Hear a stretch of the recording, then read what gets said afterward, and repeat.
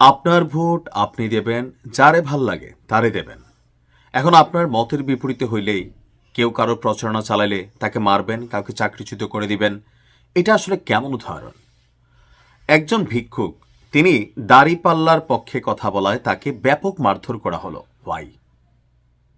একজন ভিক্ষুকের ভালো লাগছে, সে দাড়িপাল্লার সাপোর্টার, জামাতের সাপোর্টার, তো তার মনে হয়েছে জামাত ক্ষমতায় আসলে ভালো করবে। সে ভিক্ষা করার মাধ্যমে মানুষকে জামাতের প্রচারণা চালাচ্ছে, আর এতেই ক্ষিপ্ত হয়ে তাকে মারধরের ঘটনার দৃশ্যপট আজকে আমরা বাংলাদেশে দেখলাম। আমার কাছে খুবই আশ্চর্য লাগে যে এগুলো কেন হচ্ছে। অপরদিকে দেখেন, একজন মুয়াজ্জিন, তিনি আপনার বিএনপির পক্ষে প্রচারণা করছেন, এই জন্য তারা চাকরি থেকে বের করে দিছে, তাকে চাকরিচ্যুত করা হয়েছে। কিন্তু আপনি বাংলাদেশের ম্যাক্সিমাম, এই যে গতকালকে জামাতের না গত 2 দিন আগে একটা প্রোগ্রাম ছিল, মাদ্রাসা থেকে হুজুররা বুঝাইয়া জামাতের প্রোগ্রামের জন্য তারা ছোট ছোট বাচ্চা 15, 12, 13 তাদেরকে পাঠাইছে। তাদের মধ্যে জামাত ভালো, এটার একটা বীজ বপন করা হচ্ছে। তো সেই মাদ্রাসার যিনি প্রিন্সিপাল আছেন বা খতিব আছেন, ওনার কি চাকরি গেছে? যদি না যায় তাহলে বিএনপির পক্ষে একজন ইমাম বা মুয়াজ্জিন তিনি প্রচারণা চালাইছেন, এই জন্য কেন চাকরি যাবে? তা আমরা কারে ভালো বলবো? আসুন দেখি প্রথমে ভিক্ষুকের ঘটনাটা, তারপরে আসছি মুয়াজ্জিনের ঘটনা। তবে মুয়াজ্জিনের পাশে জনাব তারেক রহমান নিজে দাঁড়িয়েছেন।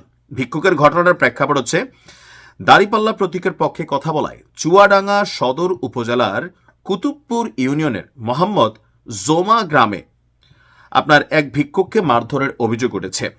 উপজেলা যুবদলের সহসভাপতি আশিক এবং কুতুবপুর ইউনিয়ন যুবদলের সভাপতি অনিকের বিরুদ্ধে। আহত ভিক্ষুকের নাম আবু তালেব, তিনি বর্তমানে চুয়াডাঙ্গা সদর হাসপাতালে চিকিৎসাধীন রয়েছেন। বলা হচ্ছে যে বৃহস্পতিবার সকাল আনুমানিক 10টার দিকে আবু তালেব ভ্যানে করে ভিক্ষা করতে বের হলে দাড়িপাল্লা প্রতীকের পক্ষে কথা বলাকে কেন্দ্র করে বাকবিতণ্ডা হয়। এক পর্যায়ে মোহাম্মদ জুমা গ্রামের আশিক এবং অনিক নামের 2 নেতা তাকে মারধর করে এবং তার ভিক্ষা করা ভ্যান গাড়ি ভেঙে দেয়। মারধরের ফলে আবু তালেব আহত হলে স্থানীয়রা তাকে উদ্ধার করে চুয়াডাঙ্গা সদর হাসপাতালে ভর্তি করে। এখন আচ্ছা, এই ঘটনাটায় বিএনপির কি ভোট বাড়লো নাকি কমলো ওই এলাকায়? প্লাস এই ঘটনাগুলো যখন সামনে আসতেছে, এতে কি বিএনপির ভোট বাড়লো না কমলো? আমার দৃষ্টিতে কমছে, বাড়ে নাই, কারণ মানুষের কাছে এটা নেগেটিভলি রিপ্রেজেন্ট হয়েছে। এবার আসুন ইমাম মুয়াজ্জিনের উপর যে হাতটা দেওয়া হয়েছে, এখন স্পষ্টই বোঝা যাচ্ছে যে মুয়াজ্জিন যখন বিএনপির প্রচারণা করছে তার চাকরি গেছে, তার মানে ওই মসজিদের যে মসজিদ কমিটি অথবা গভর্নিং বডি, তারা সবাই জামাত পক্ষের। তো জামাতের পক্ষের তারা কি মনে করছে যে তুমি আমার দাড়িপাল্লার কথা বলবা, না হলে তোমাকে চাকরি থেকে বের করে দিলাম। সেইমই তো ঘটনা হলো। এই ঘটনা যখন নিউজ আকারে আমরা বলছি, তখন কি জামাতের প্রতি মানুষের পজিটিভ ফিডব্যাক হচ্ছে? মোট কথায় আপনারা যে যা করেন, বিপরীত দিকে ঘটনা কিন্তু ঘটতেছে, আপনাদেরই ভোট কমতেছে, মানুষ মনে করতেছে যেই লাউ সেই কদু। বিএনপির ঘটনার প্রেক্ষাপট হচ্ছে, বিএনপি প্রার্থীর পক্ষে নির্বাচনী প্রচারণা চালানোর দায়ে গত 26শে জানুয়ারি আপনার মুয়াজ্জিন আল আমিন চৌধুরী তাকে চাকরিচ্যুত করা হয়। আর সেই চাকরিচ্যুত মুয়াজ্জিনের পাশে দাঁড়িয়েছে জনাব তারেক রহমান। বিএনপি চেয়ারম্যানের নির্দেশে আমরা বিএনপি পরিবারের আহ্বায়ক আতিকুর রহমানের উদ্যোগে নওগাঁয় মুয়াজ্জিনের সাথে সাক্ষাৎ করেছে বিএনপির একটি প্রতিনিধি দল।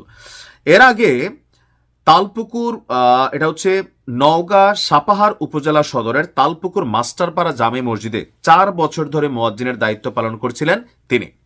জামাত ইসলামের কর্মী সমর্থকদের চাপে তাকে চাকরি থেকে বাদ দেওয়া হয়েছে বলে তিনি অভিযোগ করেছেন। এ নিয়ে সমালোচনা শুরু হলে উপজেলা জামাতের পক্ষ থেকে একটি বিবৃতি দিয়ে অভিযোগ অস্বীকার করা হয়। কিন্তু ভুক্তভোগী মুয়াজ্জিন কি বলছে, এটা গুরুত্বপূর্ণ। জামাত বাটে পড়লে নিজেরা অস্বীকার করবেই।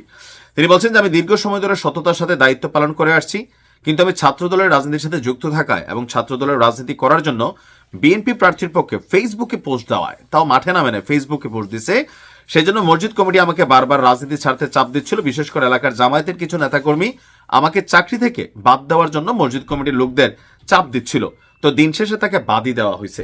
ওই যে আমরা যা মনে করি যে প্রচারণা যখন শুনি যে আওয়ামী লীগ বিএনপি মুদ্রার এই পিট ওই ফিট, তো বিএনপির নেতাকর্মীরা আজকে যে ভিক্ষুককে পিটাইছে, এর আগের প্রেক্ষাপট হচ্ছে ওই মসজিদের মুয়াজ্জিনকে চাকরিচ্যুত করা হয়েছে। তাহলে আপনি দোষ কারে দিবেন? আমার কাছে মনে হয় যে প্রার্থীর যারা প্রচারণা করেন, খুবই সাবধান থাকতে হবে। আপনার কোনো কর্মকাণ্ডে আপনি যেন দলকে নেগেটিভলি রিপ্রেজেন্ট না করেন। এখন আমি একটা নিউজ করলে কইতেন তুই তো বেটা ওই দলকে সাপোর্ট করস মনে হয় বা এই দলের প্রচারণা দিচ্ছিস। নো, আমার কাজ হচ্ছে যেটা অন্যায় যেই দলই করেন আমরা ক্ষমতায় থাকা বা ক্ষমতার দিকে ধাবিত হওয়া ব্যক্তিদের আমরা প্রশ্নের মুখে রাখি, আর যারা মজলুম থাকেন তাদের পক্ষে আমাদের অবস্থান থাকে। ভালো থাকুন, আসসালামু আলাইকুম।